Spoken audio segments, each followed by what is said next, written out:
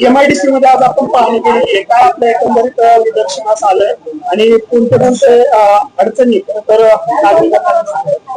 एक आपण पाहिलं असेल मागच्या आठवड्यामध्ये खासदार राजाभाऊ वाजे साहेबांनी जो प्रश्न विचारला होता, उत्तर जे आलं की साधारणपणे महाराष्ट्रातून गेल्या 5 वर्षात 35,300 इंडस्ट्रीज ह्या महाराष्ट्रातून बंद झाल्या आणि दुसऱ्या राज्यांमध्ये गेल्या किंवा इथे बंद झालेल्या.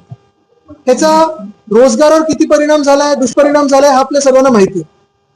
मागच्याच काही 10-15 दिवसामध्ये आपण पाहतोय इकडची पण जी एमआयडीसीचे जे काही उद्योजक आहेत ते देखील आवाज उठवत आहेत की ज्या त्यांना बेसिक गोष्टी पाहिजे होत्या, ज्या गोष्टी त्यांना प्रॉमिस केल्या गेल्या होत्या, जे गुंतवणूकदार येतात, जे उद्योजक येतात इथे आपल्या मुंबईमध्ये किंवा आपल्या राज्यामध्ये, पुण्यात असेल, नाशिक, संभाजीनगर, नागपूर आणि इतर जिल्ह्यांमध्ये, मग चाकण आहे, तळेगाव आहे, एक बेसिक गोष्ट घेऊन येतात की आम्हाला जेव्हा आम्ही गुंतवणूक करू ह्या राज्यामध्ये तेव्हा आम्हाला कोणी सतवणार नाही, आम्हाला वीज पुरेशी मिळेल, पाणी पुरेसं मिळेल आणि रस्ते चांगले असतील.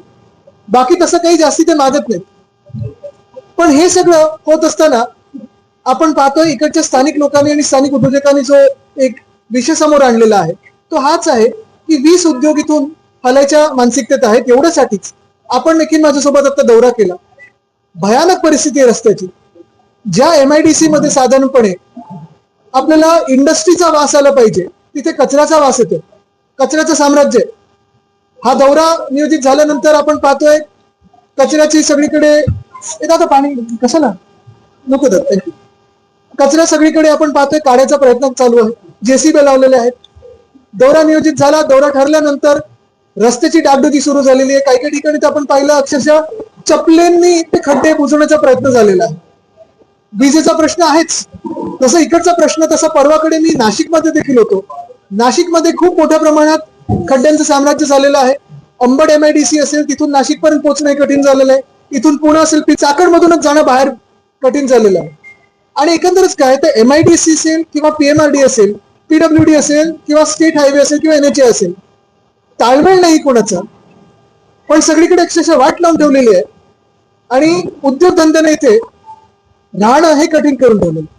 आज हा उद्योजकांनी आवाज उठवलेला आहे, कामगारांनी आवाज उठवलेला आहे. कदाचित उद्या उद्योग मंत्री येतात असं मला कळलं. मी आपल्या माध्यमातून त्यांना सांगत आहे की उद्या येऊ नका, उद्या रविवार आहे.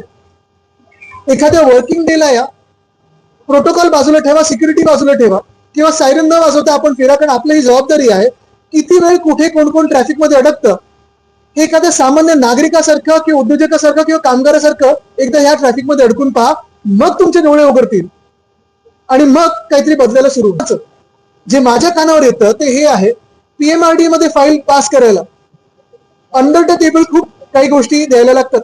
दुसरं जे मी ऐकलं ते एमआयडीसी मध्ये पण एक प्लॉट घ्यायला किंवा एक प्लॉट साठी जो एक्सप्रेस टावर मध्ये एक ऑफिस आहे तिथे 1500 रुपये पर स्क्वेअर मीटर, हे मला अंतर्गत बातमी आलेली आहे. काही काही बातमी मुख्यमंत्र्यांच्या कार्यालयातून येते, काही काही बातमी ती उद्योजकांकडून येते.